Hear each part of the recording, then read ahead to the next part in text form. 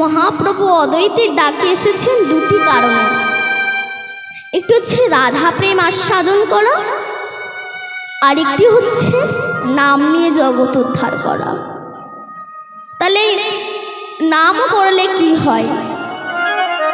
যাদবাচার্যের স্ত্রী যখন হরিনাম করণে এসেছে, লাউ কাটতে গিয়ে নিজের ছেলেকে কুটে ফেলেছে। আচ্ছা, কাটার সময় যে দুঃখ চার্তনাদ, সেটা কি সেই মায়ের কর্ণে যায়নি? বলো, কৃষ্ণ নাম যার একবার কর্ণে গিয়েছে, সে আর ইহ জগতে থাকে না, অন্য জগতে চলে যায়। যাদবাচার্য কীর্তন সেরে এসে দেখছে তার ছোট ছেলের কচি কচি হাত পাগুলো ছড়ানো ছেটানো, রক্তের বন্যা বয়ে যাচ্ছে। আর স্ত্রী কোথায় হারিয়ে গিয়েছেন, ছেলের মাংসগুলোকে রান্না করছে।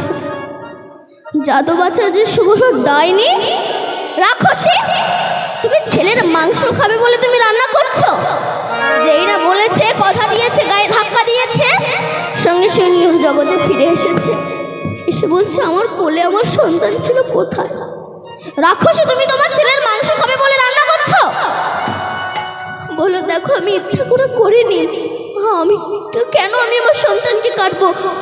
আমি তো ইচ্ছে করে কাটিনি। হাঁড়িটা লাভিয়ে দাও। তুমি হাঁড়ি নিয়ে কি করবো? কাজের দরবারে বিচার দেব। এই হরিনাম কেন হয়? যে হরিনাম শুনে মা তার সন্তানকে কেটে ফেলে, কেন এই হরিনাম হয়? এমন সময় ওই পথ দিয়ে নিত্যানন্দ প্রভু আবার নাম করতে করতে যাচ্ছে। তখন মা হাঁড়িটা নিত্যানন্দ প্রভুর সামনে রেখে বলছে, প্রভু, কেন তোমরা এই হরিনাম করছো? যে হরিনাম শুনে আমি আমার সন্তানকে কেটে ফেললাম। কেন করলে? কেন করছো এই হরিনাম? নিত্যানন্দ প্রভু বলল, মা, তোর নামে এত রুচি, মা হাঁড়িটা দে, মা হাঁড়িটা দে। হাঁড়িটা নিয়ে ভক্তদেরকে বলল, তোমরা একটু হাঁড়িটাকে প্রদক্ষিণ করতে করতে হরিনাম করো তো। যখন সবাই প্রদক্ষিণ করতে করতে হরিনাম করছে, কৃষ্ণ কৃষ্ণ হরে হরে, হরে রাম হরে রাম, রাম রাম হরে হরে, হরে কৃষ্ণ হরে কৃষ্ণ, কৃষ্ণ কৃষ্ণ হরে হরে, হরে রাম হরে রাম, রাম রাম হরে হরে, হরে কৃষ্ণ হরে কৃষ্ণ, কৃষ্ণ কৃষ্ণ হরে হরে, হরে রাম হরে রাম, রাম রাম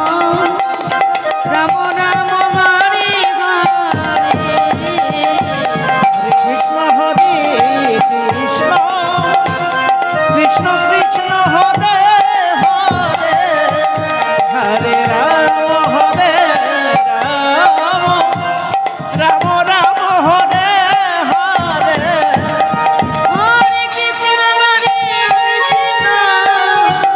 কৃষ্ণ, কৃষ্ণ কৃষ্ণ হরে হরে, হরে রাম হরে রাম, রাম রাম হরে হরে, হরে কৃষ্ণ হরে কৃষ্ণ, কৃষ্ণ কৃষ্ণ হরে হরে, হরে রাম হরে রাম, রাম রাম হরে হরে, হরে কৃষ্ণ হরে কৃষ্ণ, কৃষ্ণ কৃষ্ণ হরে হরে, হরে রাম হরে রাম, রাম রাম হরে হরে। যে না হরিনাম করলো, ওই হাঁড়ির ভিতর থেকে একটা ছোট্ট শিশু হরে কৃষ্ণ কৃষ্ণ হরে হরে হরে রাম রাম হরে হরে বলতে বলতে বেরিয়ে এলো। এই হচ্ছেন রামের মহিমা। নিতাই গৌর হরি হরিদাস ঠাকুর নাম করেন, ভক্তরা শ্রবণ করেন। একদিন ভক্তরা হরিদাস ঠাকুরকে বলছে, ঠাকুর আপনার নাম শুনতে আমাদের ভালো লাগে, কিন্তু আমার মনে হয় এখানে কোনো বিষধর সর্প আছে, কারণ তোমার এই নাম যখন আমরা শ্রবণ করি তখন আমাদের গা হাত পা বিষে জ্বালা করে। হরিদাস ঠাকুর বলল, তোমাদের নামে ব্যাঘাত হয়? আচ্ছা ঠিক আছে, তোমরা পরের দিন এসো। ভক্তরা যখন চলে গেলেন, হরিদাস ঠাকুর একটা গর্ত দেখতে পেয়ে সেখানে গিয়ে বলছে, আমি বুঝেছি তুমি ভগবানের নাম শ্রবণ করার জন্য এখানে রয়েছে তো, কিন্তু তোমার জন্য তো ভক্তরা আসতে পারছে না, তুমি চলে যাও না গো। আসলে কি হচ্ছে, হরিদাস ঠাকুরের নাম শ্রবণ করার জন্য একটা বিষধর অজগর সাপ ওখানে বাসা বেঁধেছিল। সাপটা চলে যাচ্ছে আর বলছে, আজ আমি সাপ হয়ে এসেছি বলে তুমি আমাকে তাড়িয়ে দিচ্ছ, আজ যদি আমি মানুষ হয়ে আসতাম তুমি আমাকে তাড়াতে পারতে না, আজ আমি সাপ হয়ে এসেছি বলে আমাকে তাড়িয়ে দিচ্ছ। হরিদাস ঠাকুর বলল, তোমার নামে কৃপা হোক। তাহলে এই নাম সমস্ত পাড়ায় পাড়ায় হচ্ছে, কিন্তু অমানুষ মানুষ হচ্ছে না কেন? বলছে মানুষের মতো দেখতে হলে মানুষ বলে না, মানুষ বলবে জাগবে যেদিন জ্ঞানের চেতনা। অসৎ ব্যক্তির অর্থ শক্তি যাচ্ছে কত বেড়ে, সৎ ব্যক্তি কাঙাল হয়ে রাস্তায় রাস্তায়। আমার গুরুদেব শ্রী রাধা পদ ঘোষে কয়, হে মানুষ ওষুধ ধর্ম ছাড়ো, মানুষ যদি হতে চাও মানুষের সেবা করো। আজকাল রাস্তায় যদি কোনো বৈষ্ণব যায়, আমরা তার পেছনে হন্যে কুকুরের মতো লেগে যাই। কালো কুকুর, সাদা কুকুর, ভদ্র কুকুর, শিক্ষিত কুকুর, এই কুকুরগুলো লেগে যায়। আচ্ছা, আমার পরশমণির পাথর কেউ কোনোদিন দেখেছেন? দেখেছেন? যদি ভারতের সরকারের হাতে থাকতো তবে ভারত কবে কোটিপতি হয়ে যেত। সেই পরশমণির পাথর লোহাতে স্পর্শ করালে লোহা সোনা হয় বটে, কিন্তু সেই লোহাতে যদি কাদা মাখানো থাকে, তারপরে যদি পরশমণির পাথরটা লোহাতে স্পর্শ করানো হয় তবে লোহা সোনা হবে না। ঠিক তেমনি আমাদের এই দেহে যদি অহংকারের কাদা মাখানো থাকে, কোনো দিন আমরা ভগবানের কৃপা পাবো না। অনেকে বলে ভগবানটা নাই, ভগবান আছে। পূর্ণিমার আকাশের চাঁদ পুকুরের জলে দেখা যায়, কিন্তু পুকুরটা স্বচ্ছ, নির্মল, পরিষ্কার হতে হবে। কিন্তু সেই পুকুরে যদি কচুরি পানা পরিপূর্ণ থাকে, তবে কি আকাশে পূর্ণিমার চাঁদ দেখা যাবে? ঠিক তেমনি আমাদের এই হৃদয়ের পুষ্করণীতে যদি অহংকারের কচুরি পানা পরিপূর্ণ থাকে, কোনো দিন আমরা ভগবানকে দর্শন করতে পারবো না। গ্রামের ছেলে, পঞ্চাননের ছেলের মাথা একেবারে ফার্স্ট ক্লাস। তা গ্রামের লোকেরা বলে, বাবা একটু ঘি খাওয়াতে পারিস না, ওর মাথা একেবারে ফার্স্ট ক্লাস, ওকে মাঝে মধ্যে একটু ঘি খাবি। এখন ঘি খাওয়ানোর কাণ্ডজ্ঞান না থাকলে যা হয়, পঞ্চানন কি করছে, 500 গ্রাম ঘি কিনে এনে ছেলেকে পাশে বসিয়ে 250 ঢেলে দিয়েছে, খা বাবা খা। 250 গ্রাম ঘি খাওয়া হয়ে গিয়েছে, বলে দেখ তো কোনো কাজ হচ্ছে কিনা, বলে বুঝতে পারছি না। আবার 250 ঢেলে দিয়েছে, খা বাবা খা খা। এখন 500 গ্রাম ঘি খেয়েছে মানে কাজ তো হবে, সে ওপরে হোক নিচে হোক কাজ তো হবে। এখন ছেলেকে পাশে নিয়ে শুয়েছে আর ভোর 3টের সময় কাজ শুরু হয়ে গিয়েছে, যায় আর আসে, যায় আর আসে, যায় আর আসে। ঘি ভালো, যেমন খাওয়ার কাণ্ড জ্ঞান না থাকলে রিয়াকশন হয়, তেমনি হরিনাম ভালো, ভজনের কাণ্ড জ্ঞান না থাকলে তোমার ক্ষতি হবে। রাধে রাধে। আমি শুধুই হরি হরি বললাম আর সুল্লু খেয়ে নাচলাম, তোমার বংশ ধ্বংস হবে। হরিনাম করবে না করবে না তা বলে ভগবানের সঙ্গে পাকামি করতে যেও না। রাজা চিত্রকেতু নামে একজন রাজা ছিল। এই রাজা 1000টা বিবাহ করেছে। কেন না? কারোর সন্তান হয় না। এমন সময় চিত্রকেতু রাজা বিষণ্ণ বদনে বসে আছে, আমারই রাজত্ব কে দেখবে? এমন সময় নারদ ঋষি আর অঙ্গিরা ঋষি এসেছে। জয় হোক চিত্রকেতু রাজার জয় হোক। কি নারদ ঋষি? আসুন বসুন। কেন এসেছে বলুন? বললো আমরা তোমাকে দীক্ষা দিতে এসেছি। চিত্রকেতু রাজা বলে সব দীক্ষা টিক্ষা রাখো তো, আমার কোনো সন্তান হয় না, তুমি দীক্ষা দিতে এসেছো। ওসব দীক্ষা টিক্ষা আমি নিতে পারবো না। নারদ ঋষি মনে মনে ভাবলেন, জমি যদি না ভালো হয় বীজটাই নষ্ট হবে, ফসলও হবে না। তাই ওকে একটা সন্তান দিয়ে ওর মনোবাসনা পূর্ণ করে তারপরে ওকে দীক্ষা দেব। তো তুমি সন্তান চাও? বলে হ্যাঁ। নারদ ঋষি বলল, তুমি সন্তান পাবে, তবে সুখ দুঃখ প্রদায়। সন্তান মানে সুখ পাবে আবার দুঃখ পাবে। আপনি আপনার ছেলেকে বড় করলেন, সেই ছেলে যখন বড় হয়ে গেজেটেড অফিসারের চাকরি পেল, তারপর আপনাকে যখন বৃদ্ধাশ্রমে রেখে দিয়ে আসছে তখন কেমন লাগছে? আবার বৃদ্ধাশ্রমে না রেখে দিয়ে এসেও বাড়ির বউগুলো এমন অসভ্য হয়, স্বামী ছাড়া কিচ্ছু বোঝে না। আর আজকাল বাড়ির মায়েরাই তো প্রধান, আর বাবারা কিচ্ছু না। মায়েরা যদি বলে কান ধরো তো কান ধরবে, যদি বলে উঠবোস করো তো উঠবোস করবে, যদি বলে বাবা মাকে ভাত দেবে না তো বাবা মাকে ভাত দেবে না।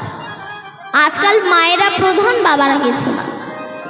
আচ্ছা, আপনাকে যে বৃদ্ধাশ্রমে রেখে দিয়ে আসছে, এর জন্য কি শুধু সন্তানরাই দায়ী? না, মায়েরাও দায়ী। কারণ আপনি যখন গর্ভবতী ছিলেন, ডাক্তার বলে দিয়েছে বেড রেস্ট। এখন বেড রেস্টে আছে, ভীষণ বড় এক টিভি দেখছেন, কষা মাংস ছিঁড়ে ছিঁড়ে খাচ্ছেন, আর নাইটিটা খুলে স্বামীকে দিয়ে বলছেন একটু ধুয়ে দাও না গো।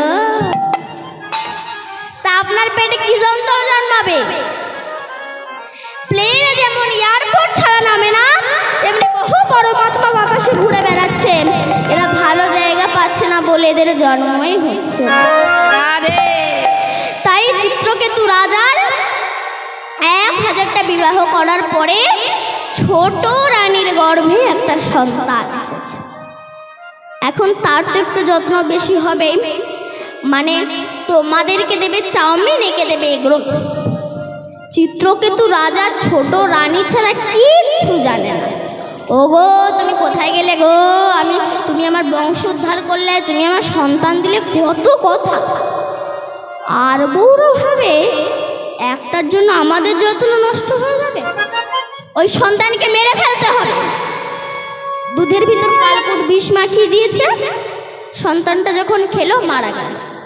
বলুন তো, এত কষ্টের সন্তান যদি মারা যায়, সে বাবাকে আর বাবা থাকে? পাগল হয়ে গিয়েছে। এমন সময় নারদ ঋষি এসেছে। চিত্রকেতু রাজার জয় হয়। বলে তোমাকে জয় দিতে হবে না, আমার সর্বনাশ হয়েছে। বলে তোমার কি সর্বনাশ হয়েছে? বলে আমার সন্তান আর নাই। কি তোমার সন্তান নাই? ওই তো তোমার ছেলে। আরে বাবা নারদ ঋষি, আপনি কি পাগল? ও ছেলে, কিন্তু ও তো আমাকে আর বাবা বলে ডাকছে না, আর কথা বলছে না, তার ছোট্ট দুটো হাত দিয়ে আমার গলা জড়িয়ে ধরছে না, চলছে না, ফিরছে না। নারদ ঋষি বলো, ও আচ্ছা, ওকে যে চলাতো, ফেরাতো, কথা বলাতো, নাচাতো, তুমি কি তাকে কোনোদিন দেখেছো? বলে না। তুমি পাগল। তা তুমি সন্তান চাও? বললেন হ্যাঁ। মন্ত্রপুত্র জল ছিটিয়ে দিলেন, সন্তানটা উঠে বসলো। আমায় কে ডাকছে? বললো তোমার বাবা ডাকছে। নারদ ঋষি বলল, তখন সে ছোট্ট শিশু বলছে আমার কোন বাবা ডাকছে? বলে বাবা আবার কটা হয়? তখন সে ছোট্ট শিশু বলছে ৮০ লক্ষ জনিত ভ্রমণ করে দুর্লভ মানব জন্ম পেয়েছি, যতবার জন্মগ্রহণ করেছে একটা করে বাবা পেয়েছি। তা কোন সিরিয়াল, কোন নাম্বার বাবা? বলল তোমার চিত্রকেতু বাবা। ছোট্ট শিশুটি বলল বাবাকে বলে দাও বাবা যেন আমার জন্য না কাঁদে, কারণ ৫০০ টাকার নোট ২০০০ টাকার নোট যতই গুছিয়ে রাখো জানবে ব্যয় করার জন্য, তেমনি সন্তানকে যতই মানুষ করো জানবে জমিকে দেওয়ার জন্যে। মৃত্যু সবার হবেই হবে। চিত্রকেতু রাজার কৃষ্ণ ভক্তি জন্মালো, স্বর্গ থেকে নারদ ঋষি দীক্ষা দিলেন, স্বর্গ থেকে স্বর্ণ রথ এলো, ওই রথেই চিত্রকেতু রাজা উঠে স্বর্গে যাচ্ছে। যখন কৈলাসের ওপর দিয়ে যাচ্ছে তখন দেখতে পেলেন চিত্রকেতু রাজা যে কৈলাসপতি শিব দুর্গাকে কোলে বসিয়ে তত্ত্ব কথা বলছে। চিত্রকেতু রাজা বলে এই যে বুড়ো শিব, তুমি বুড়ো হয়ে গেছো, তোমার মতিভ্রম চাগিয়েছে, এত লোকের মাঝে তুমি বউকে কোলে নিয়ে আছো। শিব বৈষ্ণব, তো বৈষ্ণবের তো ক্ষমা জ্ঞান থাকে। শিব ক্ষমা করলেন কিন্তু দুর্গা ক্ষমা করলেন না। দুর্গা বলল চিত্রকেতু তোর এত বড় স্পর্ধা, তুই কিনা আমার স্বামীকে অপমান করলে, অভিশাপ দিচ্ছি তোকে, তুই দৈত্য কুলে জন্মগ্রহণ করবে। তখন চিত্রকেতু রাজা রথ থেকে নেমে এসে বলছে মা, আবার যে কুলেই জন্ম হোক না কেন আশীর্বাদ করো আমার কৃষ্ণ ভক্তিটা না নষ্ট হয়। বলুন তোমার দেবতাদের গুরুদেবের নাম কি? দেবগুরু বৃহস্পতি। যখন বৃহস্পতি মরতে এলেন ইন্দ্র ভীষণ নৃত্য করছিল, গুরুদেবকে দেখে সম্মান দিলেন, তাই গুরুদেব স্বর্গরাজ্য ত্যাগ করে চলে গেলেন। যখন চলে গেল তখন সমস্ত দানব দানবী রাক্ষসী স্বর্গরাজ্যকে টার্গেট করলো। তখন সবাই মিলে ভগবানের শরণাগত হলো, হে প্রভু আমাদের স্বর্গরাজ্য গুরু শূন্য হয়ে গিয়েছে, কি করব? তখন ভগবান বললেন তষ্ঠা মুনির পুত্র বিশ্বরূপকে বসিয়ে দাও। বিশ্বরূপকে বসিয়ে দিয়েছে। এখন এই বিশ্বরূপের মা ছিল দৈত্যের কন্যা, এর মামারা ছিল দৈত্য। স্বর্গে যা যজ্ঞ করে তার ভাগ দৈত্যদের দেয়। তখন ইন্দ্র দেখতে পেয়ে বজ্র দিয়ে ওই বিশ্বরূপের 3টে মাথাকে কেটে দিয়েছে। যখন কেটে দিল তষ্ঠা মুনি রেগে আগুন হলো, তিনি হোম যজ্ঞ করলেন, করে যেই না আহুতি দিলেন ভীষণ এক দৈত্যের সৃষ্টি হলো, যার নাম হচ্ছে বেত্রাসুর। এই যে চিত্রকেতু রাজা পরজন্মে বেত্রাসুর অসুর হয়ে জন্মগ্রহণ করেছে। অসুর হয়ে সারা স্বর্গরাজ্যটাকে একবার ধাপিয়ে বেড়াতে লাগলো, তাকে কিছুতেই মারা যায় না। যখন সমস্ত অস্ত্র বিফল হয়ে গেল তখন সবাই মিলে ভগবানের শরণাগত হলো, হে প্রভু এক দৈত্য সৃষ্টি হয়েছেন, তাকে কিছুতেই মারা যাচ্ছে না, কি করব আমরা? ভগবান বলেন দধিচি ঋষির হাড় দিয়ে অস্ত্র বানাও, ওই অস্ত্রে তোমরা বেত্রাসুরকে মারতে পারবে। তখন সবাই মিলে দধিচি ঋষির কাছে গেল। জয় হোক দধিচি ঋষির জয় হোক। আসুন, কেন এসেছে? বললেন আপনার অঙ্গের হাড় লাগবে। বলে আমি তো এখনো বেঁচে আছি। বলে মরে যান। কি করে মরবো?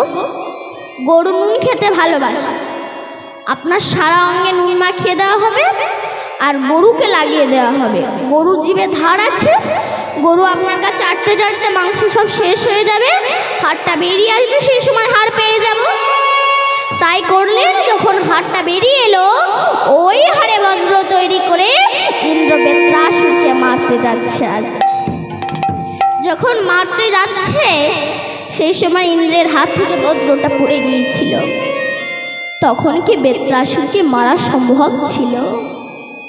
তিনি অসুর, কিন্তু ইনি তো কৃষ্ণ ভক্ত ছিলেন, আর কৃষ্ণ ভক্তকে কি মারা সহজ? কিন্তু বেত্রাসুর বলল, ইন্দ্র তোলো বজ্র, আমাকে মারো।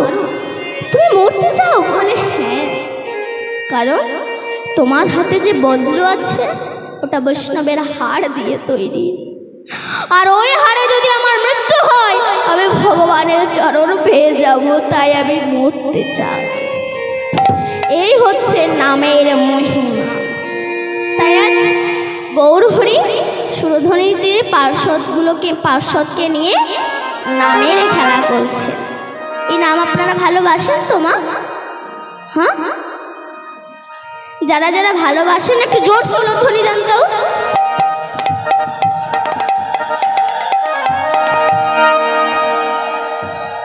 তার মানে আপনারা কেউই গৌরহরিকে ভালোবাসেন না? এই নাম আপনারা কেউ ভালোবাসেন না? আমি বলেছি যারা যারা ভালোবাসেন না তারা উলুধ্বনি দিন। আপনারা সবাই উলুধ্বনি দিয়ে দিলেন। আপনারা হয়তো বলছেন, দীপান্বিতা আমি কি করে বুঝবো তুমি এমনভাবে একটা কথা বলে দেবেন, তার একবার সুযোগ দেবাম। ঠিক আছে, যারা যারা ভগবানকে ভালোবাসেন সবাই মিলে একবার উলুধ্বনি দেন তো।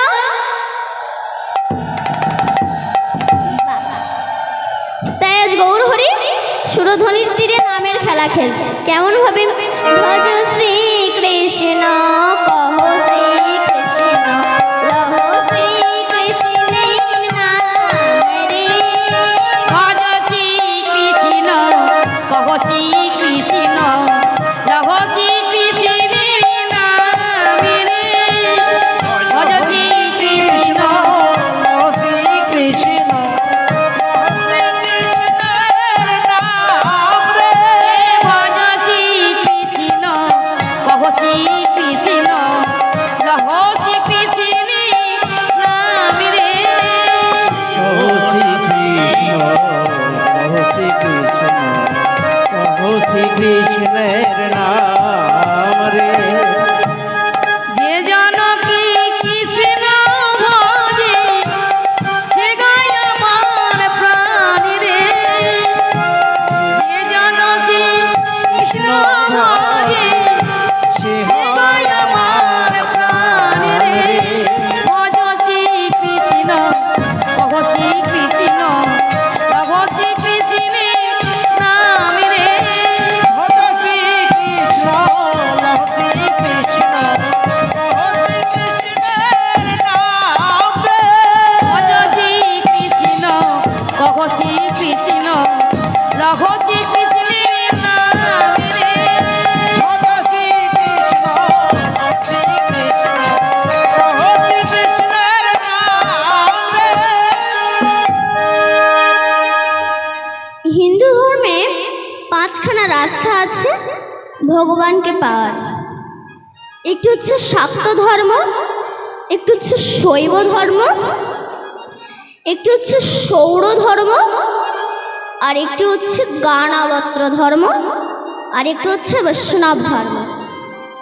এবার বলি বাবা, শাক্ত ধর্ম মানে মা কালীকে ভজনা করা। তাহলে এই মা কালিকার ভজনা করেন। মা কালী ইনি স্বয়ং ভগবানকে ভজনা করে। জগতে কালী পূজা বেশি হয়, কৃষ্ণ পূজা কম হয়। মা কালীর কাছে পূজা করে আমরা বলি, মা ধনং দেহি, যশং দেহি, পুত্রং দেহি, পত্নীং দেহি, বিদ্যাং দেহি, বুদ্ধিং দেহি। কি করে দেবে সে? থারি একটা কাপড় জোটে না। তত্ত্ব কি বলছে? ধনং দেহি, কোন ধন? মা তুমি আমায় এমন ধন দাও যার দ্বারা যেন আমি সাধু গুরু বৈষ্ণবের সেবা দিতে পারি। আমি সমস্ত সাধুগুরু বৈষ্ণবের যেন সেবা দিতে পারি। দেখুন, সবার পয়সা কিন্তু ভগবান সেবায় লাগে না। যেমন একই গাছের ফুল, কোনোটা মালা হয়ে মরার গলায় গিয়ে শ্মশানে গিয়ে পুড়ে ছাই হয়ে যাচ্ছে, কোনোটা বরবধূর গলায় গিয়ে বাসর ঘরে গিয়ে চটকা চটকি হচ্ছে, কোনোটা ঝরে পড়ে যাচ্ছে, আবার কোনোটা মালা হয়ে আমার রাধা গোবিন্দের গলায় গিয়ে দুলছে। যেমন যেমন একই গাছের ফুল কোনোটা মরার গলায় গিয়ে শ্মশানে গিয়ে পুরো ছাই হয়ে যাচ্ছে, কোনোটা বড় বধুর গলায় গিয়ে বাসর ঘরে গিয়ে চটকা চটকি হচ্ছে, কোনোটা পড়ে যাচ্ছে, আবার কোনোটা আমার রাধা গোবিন্দের গলায় ঝুলছে। যেমন সব ফুল একই গাছের ফুল, যেমন সব ফুল গোবিন্দ সেবায় লাগে না, তেমনি একই টাকা সব টাকা গোবিন্দ সেবায় লাগে না। কেউ সুল্লু মদ গাঁজা খেয়ে নষ্ট করে, কেউ তিলে তিলে রেখে দেয় সাধু গুরু বৈষ্ণবের সেবা দেওয়ার জন্য। বিদ্যাং দেখি মা, তুমি আমায় এমন বিদ্যা দাও যার দ্বারা যেন আমি শাস্ত্রগ্রন্থ রচনা করতে পারি। পত্নী দেখি মা, তুমি আমায় এমন একটা পত্নী দাও সে যেন না বলে চলে একটু মিঠুন চক্রবর্তীর বই দেখে আসি, সে যেন বলে চলে একটু হরিনাম শুনে আসি। মা কালী উলঙ্গ হয়েছে। কোন উলঙ্গ? দিগম্বর, দিকে অম্বর করে তিনি বসন করেছেন। তিনি কামনা বাসনার বসন খুলে ফেলে মুক্ত অঙ্গে রাস্তায় কৃষ্ণ কৃষ্ণ বলে বেড়াচ্ছেন। সেই মাকে পূজা করে বলুন, মা আপনি যেমন কামনা বাসনার বসন খুলে ফেলে মুক্ত অঙ্গে রাস্তায় রাস্তায় হা কৃষ্ণ বলে কেঁদে বেড়াচ্ছেন, আশীর্বাদ করো যেন আমিও কৃষ্ণ বলে কাঁদতে পারি, আবার কামনা বাসনার বসন খুলে ফেলে। তাহলে মা কালীকে ভজনা করে সেই কৃষ্ণকেই পাওয়া যায়। আপনারা হয়তো বলবেন যে মা, যদি কালীকে পূজা করে সেই কৃষ্ণকেই পাওয়া যায় তবে আমরা গুরু কেন ধরব? গুরুকে কেন ধরব? যেমন লেটার বক্স, এই লেটার বক্সটা একটা সাধারণ মানুষের বাড়িতেও থাকতে পারে, ক্লাব ঘরেও আছে, আবার সরকারের ঘরেও লেটার বক্স আছে। তা তুমি যদি তোমার বেদনার চিঠিখানা ক্লাবের লেটার বক্সে দাও, ওটা ওখানেই পড়ে থাকবে। কিন্তু যদি তুমি তোমার বেদনার চিঠিখানা সরকারের লেটার বক্সে দাও, ওটা দিল্লি বোম্বে যেখানে পাঠাবেন সেখানে চলে যাবে। ঠিক তেমনি তুমি তোমার বেদনার চিঠিখানা যদি সংসারের কাছে দাও, আরও বেশি করে দুঃখ জ্বালা যন্ত্রণা পাবেন। কিন্তু তুমি যদি তোমার বেদনার চিঠিখানা সরকারি লেটার বক্স গুরুর চরণে দাও, ওটা আমার ভগবানের কাছে পৌঁছে যাবে। এবার শৈব ধর্ম মানে শিবকে ভজনা করা। এই শিবও কিন্তু ভগবানেরই ভজনা করেন। কৃষ্ণ যখন 125 বছর বয়সে জরাব্যাধির তীরে দেহত্যাগ করলেন, তখন নারদ এসে বলছে, প্রভু আপনি ভগবান, তা আপনি সঠিক ভগবান না রেডিমেড ভগবান একটু বলুন তো। ভগবান বললেন কেন? বলছে তুমি যদি ভগবান হবে তো সামান্য জরাব্যাধির তীরে তুমি দেহত্যাগ করলে কেন? তুমি তো ফু দিয়ে উড়িয়ে দিতে পারো। সামান্য জরাব্যাধির তীরে তুমি দেহত্যাগ করলে কেন? তখন ভগবান বলল, নারদ, পূর্বজন্মে ত্রেতা যুগে রাম অবতারে আমি বালিকে নৃশংসভাবে হত্যা করেছিলাম। বালির পুত্র অঙ্গদ পিতৃ হত্যার প্রতিশোধের জন্য আমাকে বলেছিল, প্রভু যেমন আপনি আমার পিতাকে নৃশংসভাবে হত্যা করেছেন, কথা দিন যেন আমার হাতে আপনার মৃত্যু হয়। ভগবান বলেছিল, এ যুগে হবে না, আগত দাপর যুগে কৃষ্ণ অবতারে তুমি হবে জরাব্যাধ, আর তোমার হাতেই আমি দেহত্যাগ করব। তোমার হাতে আমি দেহত্যাগ করব। তাই আজ ভগবান জরাব্যাধির তীরে দেহত্যাগ করেছে। নারদ বলল, প্রভু আপনি কি কোনো অপরাধ করেছেন? ভগবান বললেন, আমি করিনি, আমার বংশ করেছে। কোন দিন? একদিন রাস্তায় কৃষ্ণের ছেলেরা সব খেলা করছে, আর ওই পথ দিয়ে দুর্বাসা ঋষি যাচ্ছিলেন। সেই সময় কৃষ্ণের একটা ছেলে আর একটা ছেলে শাম্বকে ডেকে বলছে, তুই তো মেয়েদের মতো দেখতে, ওকে ভালো করে মেয়েদের মতো সাজিয়ে পেটের ভিতর কিছু ন্যাকড়া চোকড়া ঢুকিয়ে দিয়ে সেই ঋষিদের সামনে এসে বলছে, মানে দুর্বাসা ঋষির সামনে এসে বলছে, এটা আমাদের ভগ্নী, বলুন এর পেটে কি সন্তান আছে। দুর্বাসা ঋষি তিনি তো সবই জানেন, বলে সরে যাও। কিছুতেই সরে না, না তুমি বলে দাও। তখন দুর্বাসা ঋষি বলল, তোর পেটে যা আছে তা তোর বংশ ধ্বংস হয়ে যাবে। ওই ন্যাকড়া চক্রটা খুলে দেখি কিনা একটা মুষলে পরিণত হয়েছে। দাদু উগ্রসেনের কাছে ছুটে গেছে, দাদু আমরা মুনি ঋষিদের সঙ্গে ইয়ার্কি মারতে গিয়ে আমার এই পেটের ন্যাকড়া চোখড়া মুষল হয়ে গিয়েছে, কি করব? সর্বনাশ, দুর্বাসার কথা, যে এটাকে গিয়ে পাথরে ঘষে দে। পাথরে ঘষেছিল, কিসের সৃষ্টি হয়েছিল? কিসের?